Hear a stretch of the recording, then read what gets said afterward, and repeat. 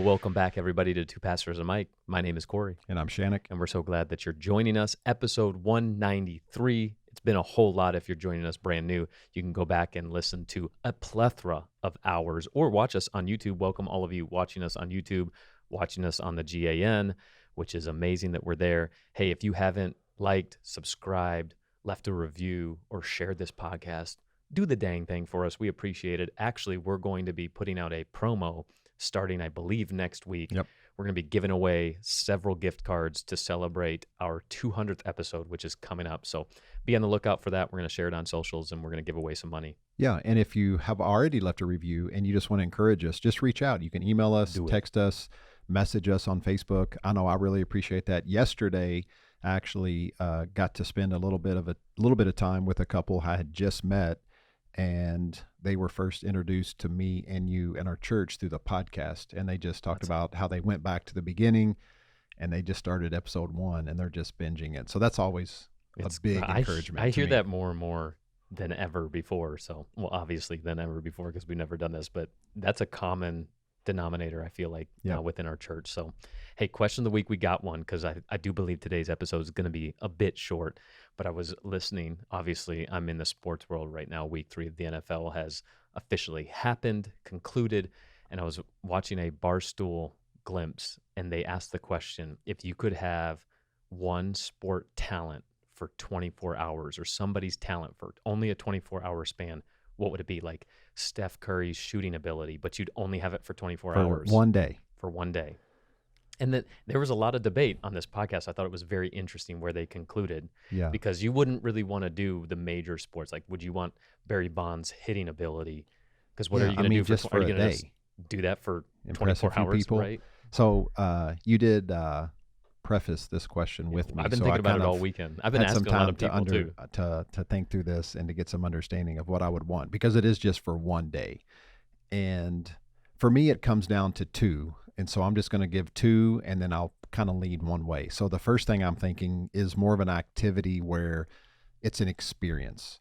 And as we talk through this, I kind of ended on surfing, like have the ability to like surf and have that talent like no one else has in the world, or be the most talented surfer for one day. But I'd have to know the day up front and I'd have to be able to travel and get there to the spot and to be able to just have that experience. All of those answers are answered. Are you kidding me? Yeah, to ride in that tunnel. Yeah. Oh, the tunnel would be so amazing. On like a massive, like 20, 30 foot wave. And oh my gosh, that would be so exhilarating. You'd be on YouTube forever. Yeah. But so that's my first thought. But then where I'm going to land, and my answer is actually to be the fastest man alive for one day. And I say that only from like an egotistical place, because it wouldn't be like during the Olympics and all the buildup and all the other stuff, but I would get it officially tracked and timed, and I would have the fastest time in, let's say, the 40-yard dash or the 100-meter race, or both. I'd be the fastest man alive. So I would do all these races and get them officially clocked by an actual official recorder. So that way, everybody that has run in the history of the world, I beat them. And anyone that will run for the next however long, century, 200 years, will be chasing after my time. So no one's chasing after Usain Bolt. They're chasing after Shancock Daddy. Yeah, that's it. That's it. But you wouldn't have an official gold because you would have to qualify, so it would be longer. No, it wouldn't be Olympics, but it would be an official time. Official time. That's a pretty good one. That's what I would do. It is a pretty good one. I love that. One person I asked, they said I would take Mike Tyson's talent and challenge everybody to a fight. Just beat everybody up on the street. But you get one fight and in 30 seconds you clock them. No one else is fighting you. No one. Someone did say they would take the sprinting ability and then they would just set up on the Vegas Strip and take people's money to just beat them with 40-yard dashes. $100 to year 20. I think for me it would be Shaun White's snowboarding ability.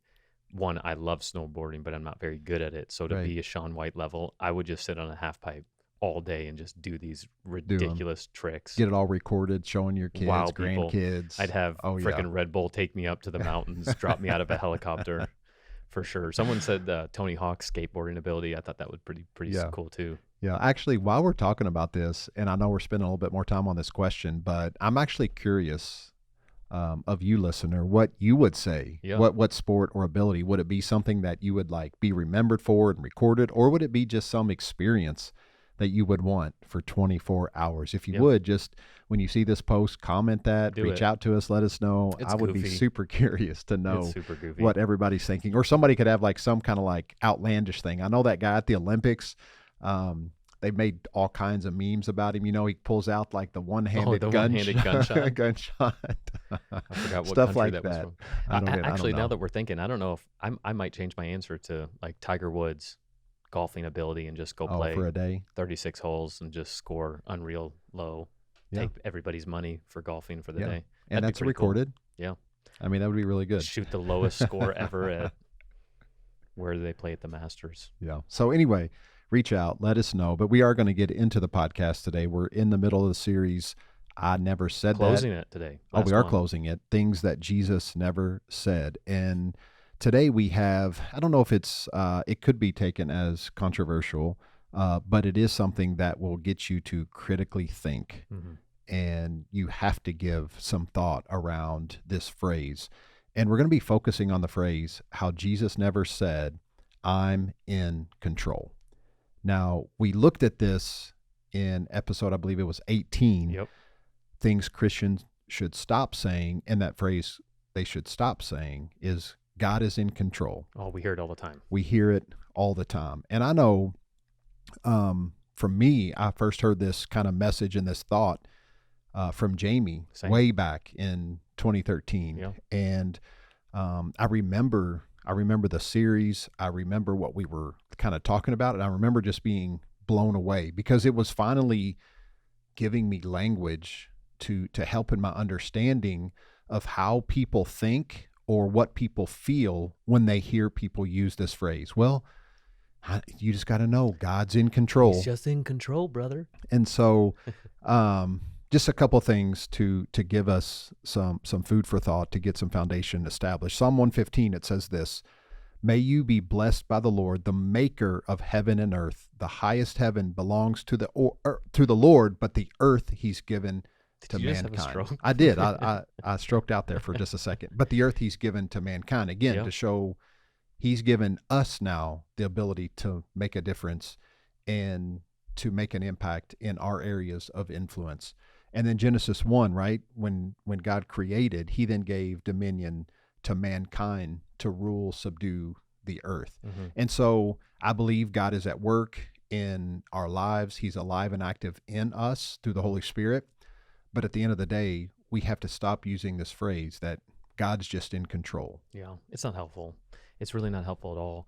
And this is something I grew up with. So again, 10 years ago when we first heard it, I remember us talking behind the scenes. Like my mind really was blown because I've been so guilty of using that phrase. Jamie he said also in that sermon, he said, God has no body on earth except yours.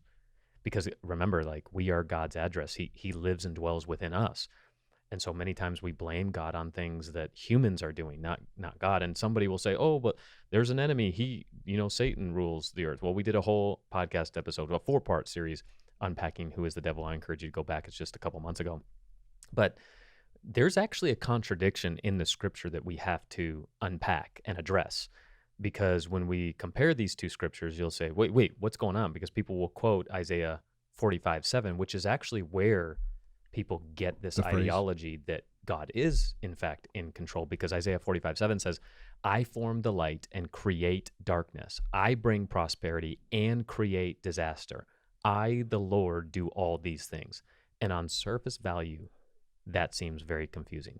But remember, when God was progressively revealing himself, culminating in who he is and was and will always be in Jesus, when the author of Isaiah wrote that, they had a limited perspective of Jesus. Remember, they thought all good and all evil were accredited to God, because then you have to compare that verse with 1 John 1:5, which says, this is the message that we have heard from him and declare to you, that God is light and in him there is no darkness at all. So which one is it? Right. And this is why it's so important when we see contradictions like this, that we don't just dismiss them, but it's also really important to read the scripture through the lens of Jesus, because Jesus is the full revelation of God. So anything that doesn't look like Jesus is something you have to question. Where, in my opinion, I believe that First John has a better revelation of who God is, and First John trumps Isaiah in this passage, because no, God is not the author of disaster or darkness. He's not the giver of cancer and death. That's really, really important for us to understand, because again, we have been blaming God for things that he's actually not doing or involved in.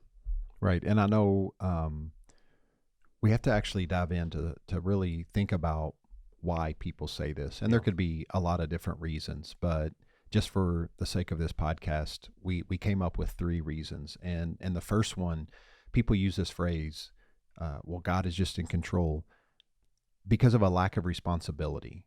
People think that they can't do anything to change it. They can't do anything about it. And so they just want to attribute everything that's happening to God, so then they could also attribute everything that might be done to bring relief, encouragement, help, whatever, also to God. It's kind of along that phrase, I'll be praying for you. Well, wait, what could you have actually done? What responsibility could you have taken upon yourself to actually make a difference, to help, to use some of your finances, to sacrifice, or of time, or whatever it may be, to actually bring resolution, to bring healing, to bring like help into the situation.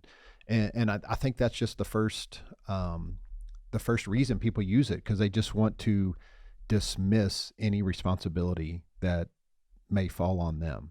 Yeah. And when you attribute it to God, it's like, well, let he's in control. Let him deal with it all.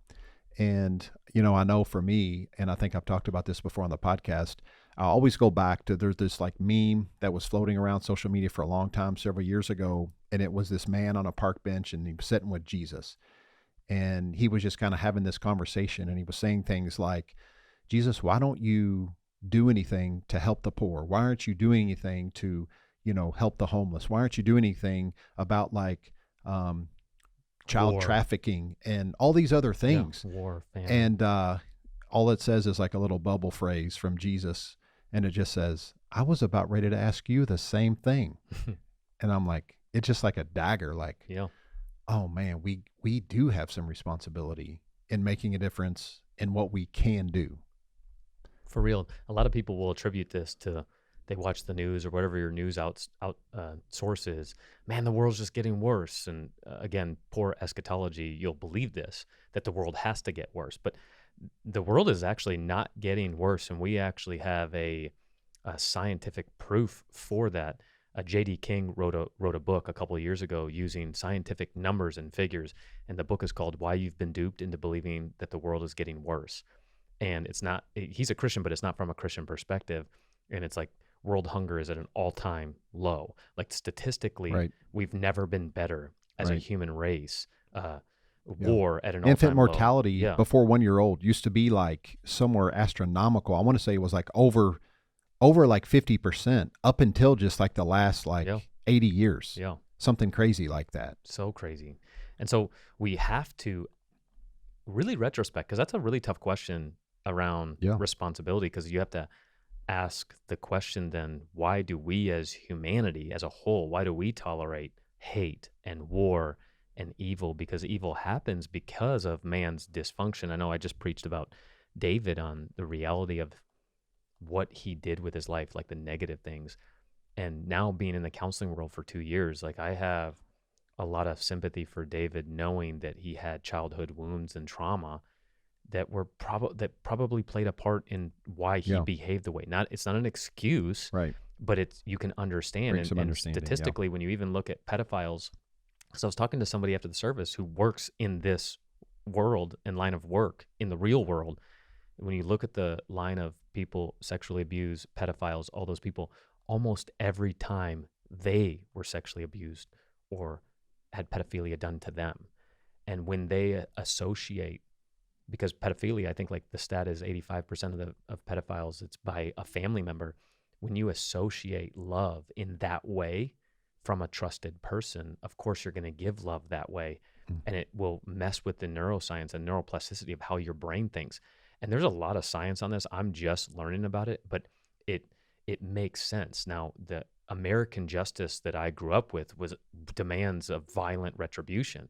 But now being more sensitive into this, I'm like, oh my gosh, like it's heartbreaking but you can actually understand a little bit more why someone might do the things they do. Again, not making an excuse for it, but there's a lot of layers to many people's actions. Yeah, no, absolutely. And so we really got to think about this responsibility piece, but we also have to think about the second reason kind of why we use this, and a lot of people use this phrase, is some of us just don't know what to say. Right. We don't know what to respond with. Like something evil happens, something terribly bad happens to someone, and we're in that moment. We just don't know how to respond with this. Or people will say, why would God let this happen or allow this and all these things?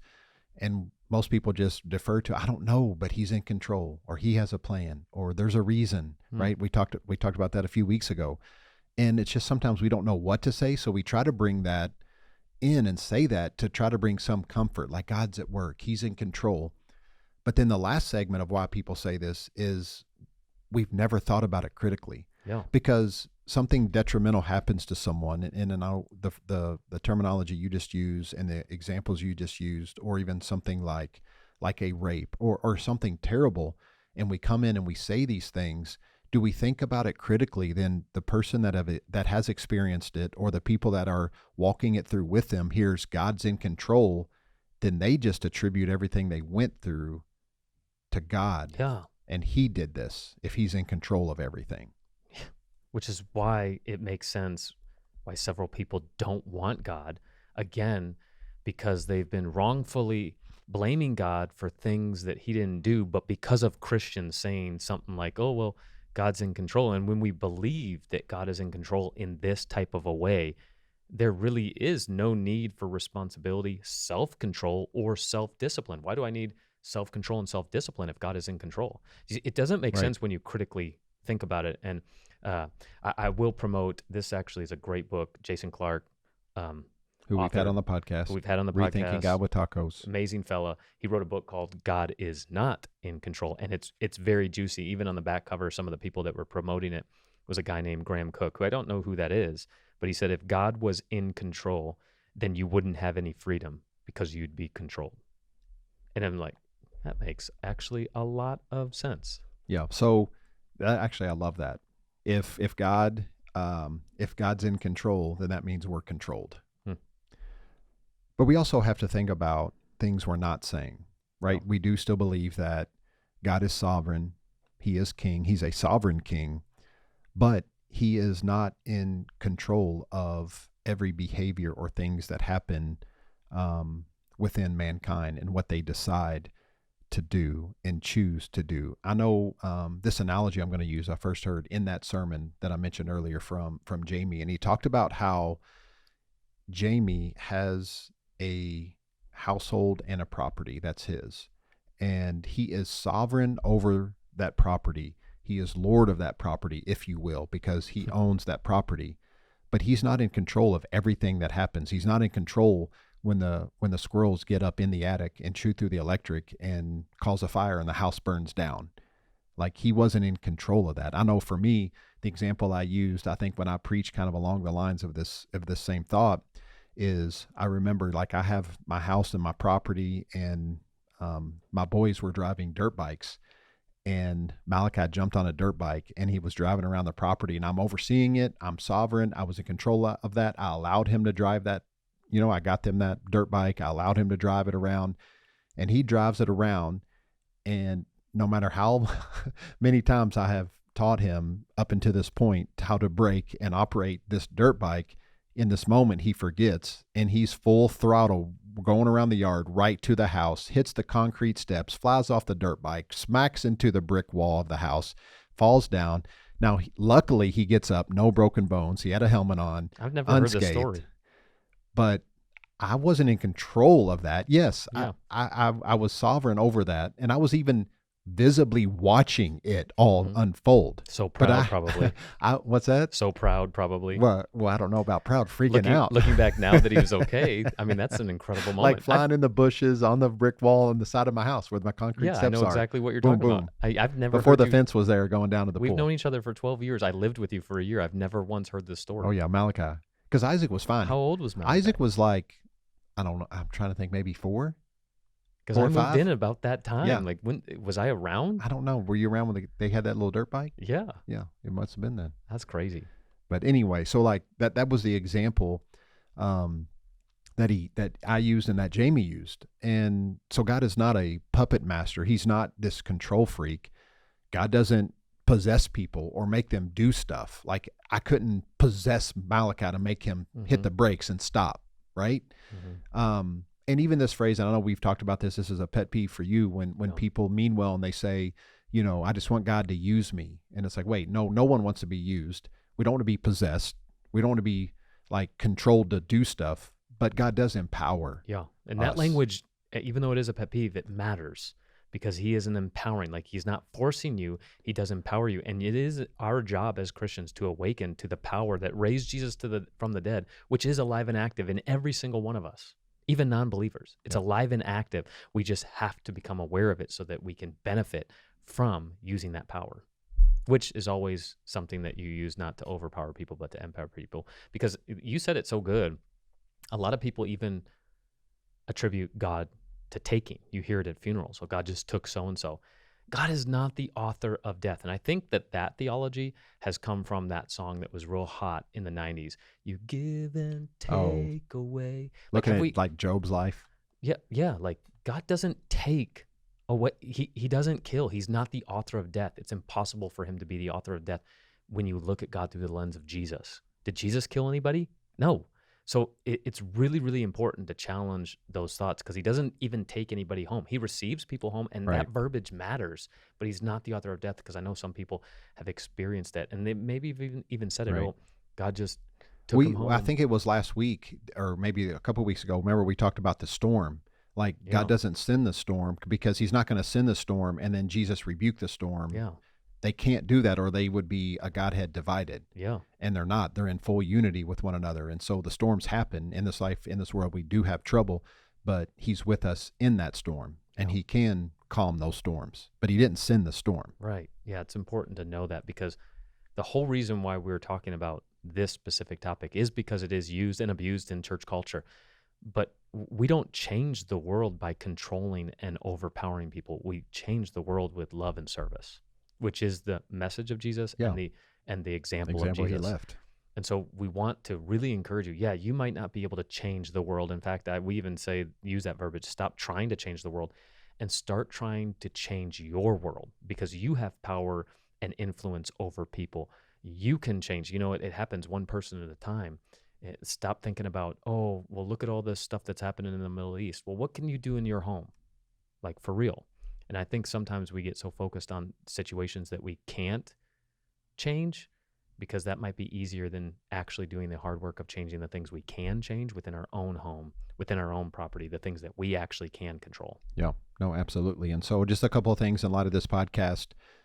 This is one of those phrases. Let's start removing this from our vocabulary, from things we say. Let's be willing to sit with people in the emotions when those like tragedies hit.